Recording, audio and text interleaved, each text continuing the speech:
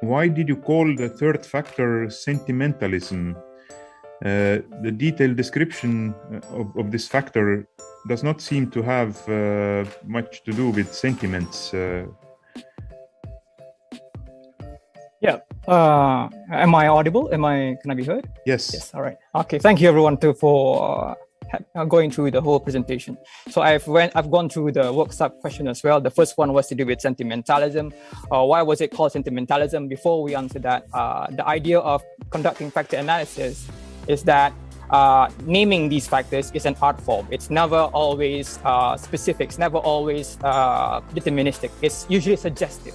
So which is why this is one half of another bigger research where we delve deeper into understanding what these items actually mean when we do interviews with these students, which is consequent of this research itself. But just to say that we are sticking with the name of sentimentalism. Prior to that, I wanted to name it romanticism, which I thought was maybe, well, it's a romantic in that sense, but I start with sentimentalism. And if you've gone through the table, the tables of the factor loadings, there were several items. For example, prevailing good versus evil. So there is some kind of game dynamics where heroism is in there. So the idea of being a hero is sometimes sentimentalist as well. We have got, if I'm not mistaken, we have narrative storylines, games that have a very deep storyline and narrative.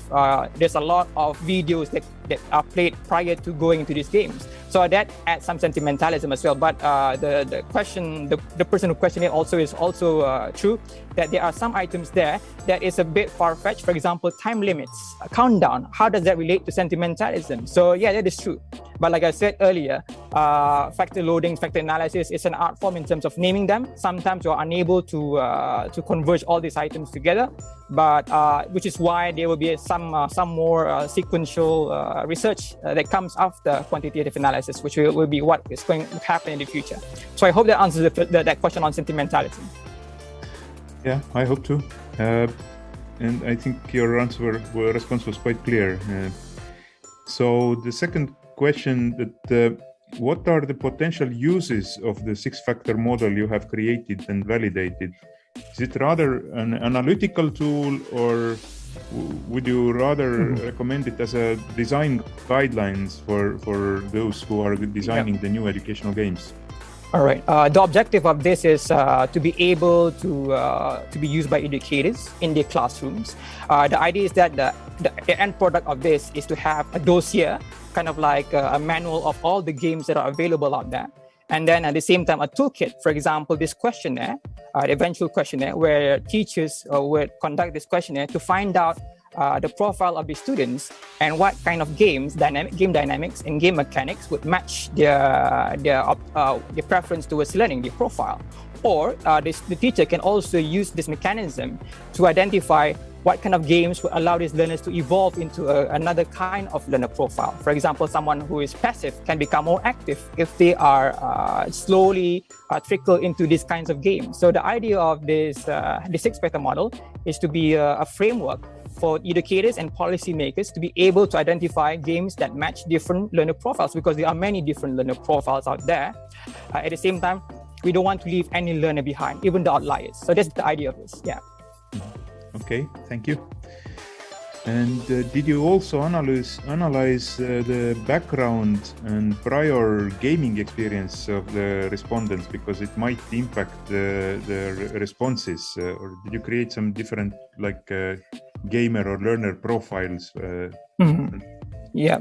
I said earlier that demographic was not the scope of the data collection, because you want to make sure that we are including every single form of student, regardless of their experience in terms of gaming, in terms of having a mobile phone and whatnot.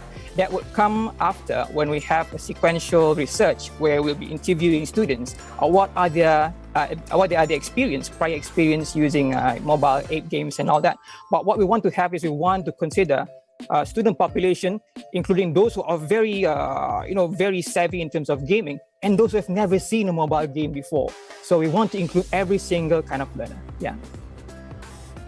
Although they probably would give quite different responses exactly. to your questionnaire. That is true, which is why the factors is, sorry to interrupt, which is why every single factor is a continuum that would place a learner. It's not a good and what do you call this, a negative and a positive continuum. Regardless of you being strong or being weak in that dimension, you are still considered in that dimension as someone who needs to be considered. Yeah. Okay, thank you. Another question, aesthetics seems to me more like a property of the game, not so much a property of a learner. What does it tell us about the learner, this aesthetics property?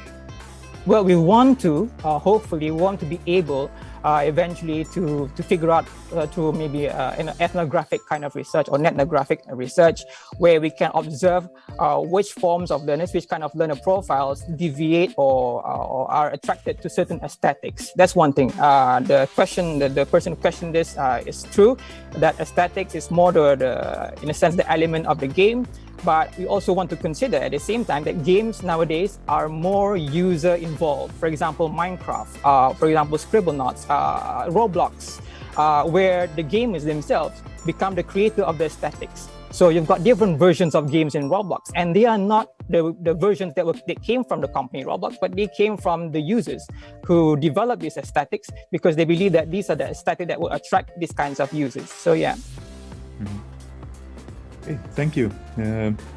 So next one is, have you observed the attitude of the students change over time, becoming more positive, negative, or constructive towards learning with game? I think we probably could put this question also this way, that do you think that this instrument you have created, this six-factor instrument, can be used for monitoring or observing the change of the students' attitudes towards game? First and foremost, this research is a snapshot. It's not a longitudinal study. So we've gotten a snapshot of the data from the student. But eventually in the future, of course, we are hoping to be able to track the evolution of students' preference towards game dynamics and game mechanics, how over the years they would evolve or change the dispositions and preferences towards certain games, especially when they're moving from, for example, in this study itself is college students. But what if we want to go for to see how the students evolve from the elementary level to the secondary level to the college level, to see what kind of preferences that evolve in that sense. So this is a way to track them longitudinally in the future. Yeah, makes sense. And the final question is a good one. This is a good work, but it is open to the same criticism as the concept of learning styles. That's true. Should the teacher try to match the game to the student's preference? It means that use your framework to select the game that fits the student's preferences, or try to stretch the students by giving them games that challenge the students' preferences, or just select the games that are judged to be most educational or suitable? Okay, I can answer this based on my research. Another research that I do is to profile learners based on their dispositions towards using technology and using online technology. The difference between learning styles, of course, all newly formed framework and models can be criticized, which I'm also accepting that. The difference between learning styles and this model that we're creating with the 6 factors is that learning styles, you shoehorn people into specific profiles. For example, visual learners, auditory learners, and kinesthetic learners. Whereas in terms of this model, the 6-factor model, the idea is that every single learner, regardless of their experience, their background in using games, they exhibit the 6 factors. The difference between one learner and another learner is the level of where they are at in each of these 6 factors. Every single of these 6 factors affect every single learner. So the idea is that we have a profile of different learner types, and these are combined together in this infinite lattice. All these different learner types are combined together, and then you can visualize, you can perhaps predict if a learner changes their disposition from one game dynamic to another, they are moving from one learner profile to another learner profile. And in that sense, we can predict the possibility of learners moving from one profile to another because of how easy they move from this profile that just changes certain dynamics, which is different from, for example, learning styles, because we do not know how a visual learner turns into a kinesthetic learner. We do not know how an auditory learner turns into a visual learner. There is no mapping involved. Whereas if we are creating the 6-factor model, the 6 factors would be able, for example, if you're going for every factor is negative and positive, so that's 2 times 2 times 2 times 2 times 2 times 2, we have 64 different learner types. And we combine that together because all these 64 different learner types are associated with one another based on the incremental changes that would happen if they move from one game dynamics to another game dynamics or game mechanics. We are able to track where they want to move to. We are also able to understand they want to not move at all, to stay with the profile that they are at. So that's the difference between this and learning styles. But of course, this is still open for criticism. These are the things that we do consider when conducting frameworks or grounded theory research, something like that. Yeah, but it's a good question, definitely. Yeah. Okay, thank you. We're a bit over time, but no problem.